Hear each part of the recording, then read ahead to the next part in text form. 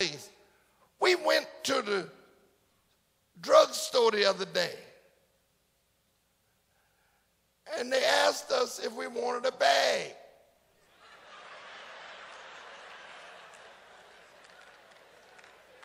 I had 4 or 5 things in my hand. I told him, I said, man, yeah. He said, well, that'll be 10 cents. I said, what? I said, what if I didn't want a bag? He said, well, you take your stuff and go. I said, look like I stole something.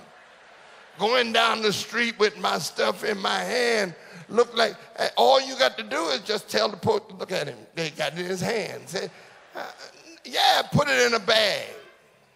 10 cents.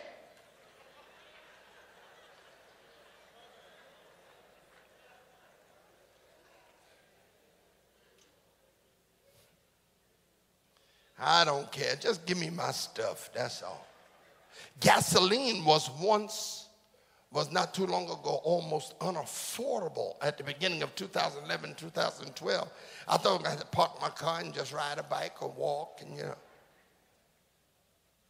But now it's become almost too low to be true. I asked one man, what's in this gas? So what you mean? I said, y'all diluted it, didn't you? It's too low. I'm used to $5 a gallon. Crooks have taken over the banking systems of the nation. Automobile manufacturers are being rewarded for failing in business, while you and I go about trying to make ends meet with mere pennies. Layoffs are the norm. Crime and murder, they claim it's going down. I don't see it. All I see is folk falling down. Preachers are still preaching. The choir is still singing. Nobody seems to be listening. Coming to church has become an exercise, an experience in entertainment. How many times did Elder Charles II say, give God praise this morning? I was counting and I lost count. Why do we have to tell people to give God praise? Seems to me it ought to be instinctive. Seems to me that something in you ought to turn over in your belly when you realize just how far he's brought you, where you came from. You came out of hell. And you have to be begged to give God praise. Our praise teams have become aerobics, exercise supervisors. Everybody clap this way, clap this way. And our choirs do more swinging than singing. What's up? Look at somebody and say, what's up with that?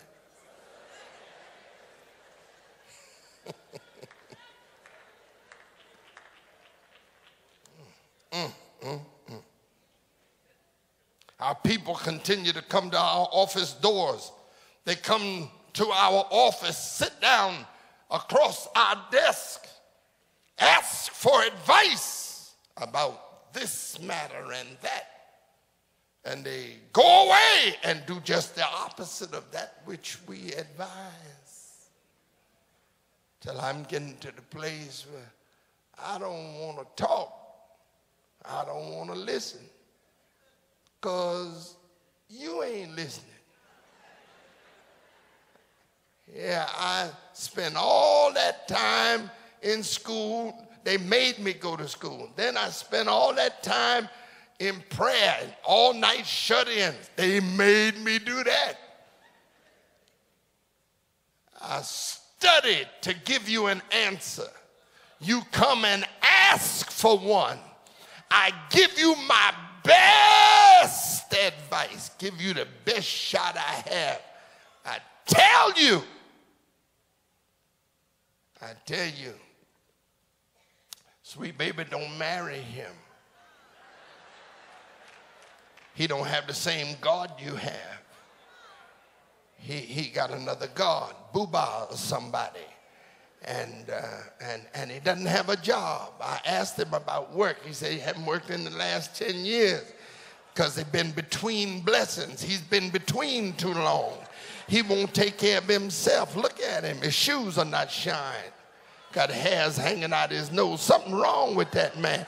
Don't marry that man. Don't marry that man. But you go head on with your sanctified holy self, tongue-talking, dancing, shouting and jumping and flopping your weave around on your head. And you marry that boy. And then you come back to cry because you've been caught up in a heck of a fix, and then you want me to say something nice, and I just look at you.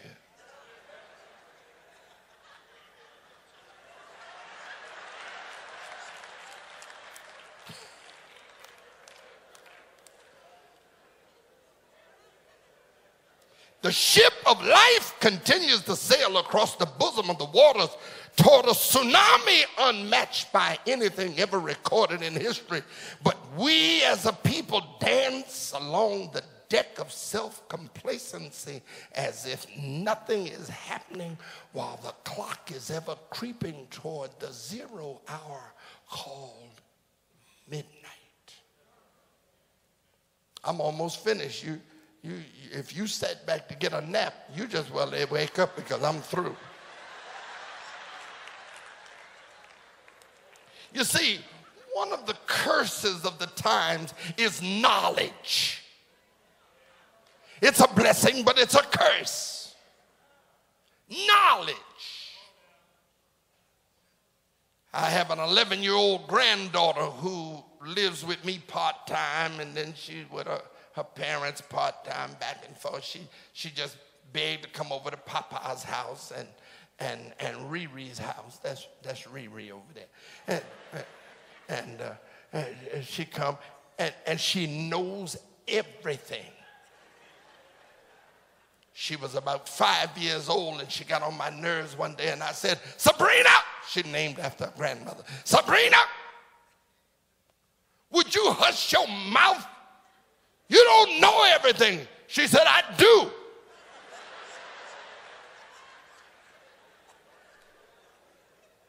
I said, what do you know? She said, I know my name. I know my numbers. I know my colors. And that's everything. I said, that's it. That's it. You win. That's it. You know everything. You see what I'm talking about? But you'd be surprised. You'd be surprised at how many folk really act as if they have all of the answers for life. Just a little knowledge ruins some of us. When I was about 19 years old in the United States Air Force as a young man, I was assigned to the Air Police Squadron at McGuire Air Force Base in New Jersey. I had completed the police academy, a year of academy, and had learned a little martial arts, a few self-defense techniques. Don't be laughing by faith. You let me tell it.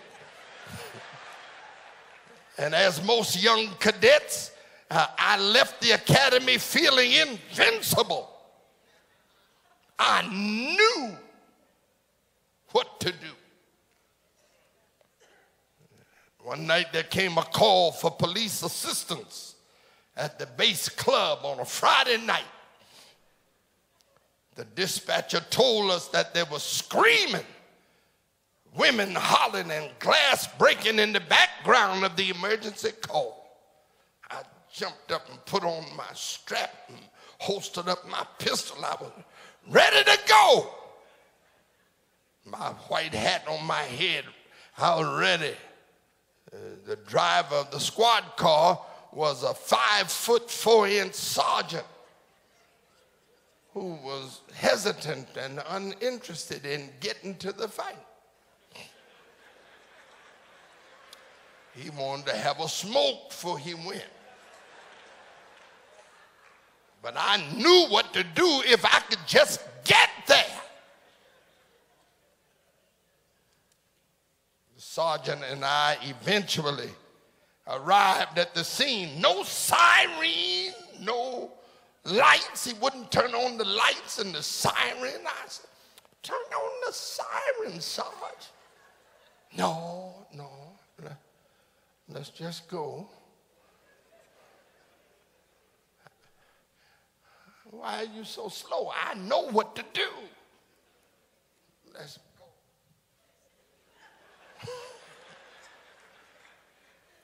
We exited the car. He specifically told me, now that I recall, Ellis, don't wrap that leather strap from the nightstick around your wrist. Don't do that. But I had been to the academy. I just came from the academy down in San Antonio. I had knowledge. I knew what to do. I thought to myself, if I don't wrap that strap around my wrist, somebody might take my nightstick away from me in there. So I wrapped my strap and I went in. He said, wait a minute, follow me. I heard follow me as I went through the door. I went in first.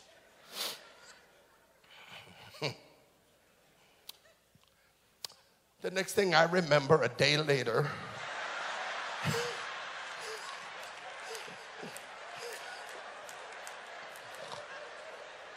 see, y'all ain't right, y'all. A day later, I remember waking up in the hospital with the little sergeant looking down on me. And he asked me, did you wrap that D stick, now you know what the D was, I don't have to say it, do I, around your wrist? You see, as it happened, somebody in the club, I didn't see who it was. They met me at the door. They didn't grab me, they grabbed my stick. And they dragged me across every bar in the joint. Used my head for a battering ram. Oh, because I knew what to do. In our text today, Paul is a small fella traveling on a prisoner's transport toward Rome. He's in the company of many prisoners, but his behavior caused him to find favor with the masters of the ship, so that it didn't keep him in stock and chains like everybody else. He pretty much had the run of the boat. He developed relationships. He had relationship with those in authority and offered comfort to his fellow prisoners, sort of like a prison chaplain on board. Now, during one of the port of calls,